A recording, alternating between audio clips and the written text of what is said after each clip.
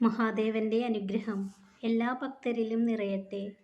ഭക്തരെ, ഒരു നിമിഷം കൊണ്ട് ജീവിതത്തെ അടിമുടി മാറ്റാൻ കഴിയില്ല. എന്നാൽ ഒരു നിമിഷത്തിൽ ചിന്തിക്കാതെ കൈക്കൊള്ളുന്ന ചില തീരുമാനങ്ങൾ ചിലപ്പോൾ ജീവിതത്തെ സാരമായി ബാധിച്ചേക്കാം. അതിനാൽ വളരെയധികം ചിന്തിച്ചതിന് ശേഷം മാത്രം തീരുമാനങ്ങൾ എടുക്കുക. സങ്കടങ്ങൾ അനുഭവിച്ചാൽ മാത്രമേ നിങ്ങൾക്ക് സന്തോഷത്തിൻ്റെ വില മനസ്സിലാവുകയുള്ളൂ.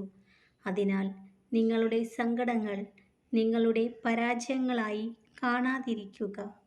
ഭക്തരെ, മറ്റുള്ളവർ എങ്ങനെ മാറുന്നു എന്നല്ല, സ്വയം എങ്ങനെ മാറാം എന്നാണ് ചിന്തിക്കേണ്ടത്.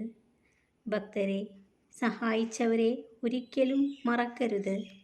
ചതിച്ചവരോട് പ്രതികാരവും അരുത്. ഒന്നുമാത്രം ഓർമ്മയിൽ സൂക്ഷിക്കുക: ചതിക്കാനും സഹായിക്കാനും ആർക്കും രണ്ടാമതൊരവസരം ഉണ്ടാക്കിക്കൊടുക്കരുത്. ഭക്തരെ, മറ്റുള്ളവരുടെ തെറ്റും മനസ്സിനേറ്റ മുറിവുകളും വെറുപ്പും പ്രതികാരവുമൊക്കെ ചിന്തിച്ചിരുന്നാൽ ഭംഗിയായി ജീവിതം മുന്നോട്ട് നയിക്കാൻ കഴിയില്ല. ഒരിക്കലും സന്തോഷവും ഉണ്ടാകില്ല. അഹങ്കാരം നിറഞ്ഞ ഒരു വ്യക്തി മറ്റുള്ളവരെ താഴ്ത്തിക്കെട്ടി സന്തോഷിക്കുന്നു. ഭക്തരെ, ജീവിതത്തെ സന്തോഷത്തോടെ നയിക്കണം എന്നതായിരിക്കണം നിങ്ങളുടെ ലക്ഷ്യം. അല്ലാതെ ജീവിതം എളുപ്പമാകണം എന്ന് നിങ്ങൾ ചിന്തിക്കരുത്.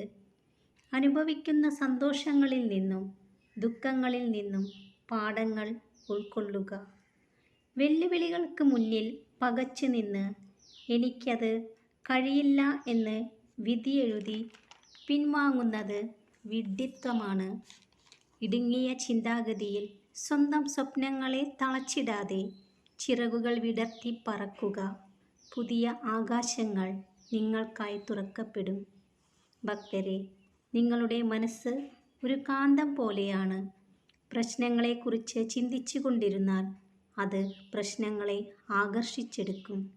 എന്നാൽ സന്തോഷത്തെക്കുറിച്ചും അനുഗ്രഹങ്ങളെക്കുറിച്ചും ആലോചിച്ചിരുന്നാൽ അത് സന്തോഷങ്ങളെയും അനുഗ്രഹങ്ങളെയും ആകർഷിക്കുന്നു.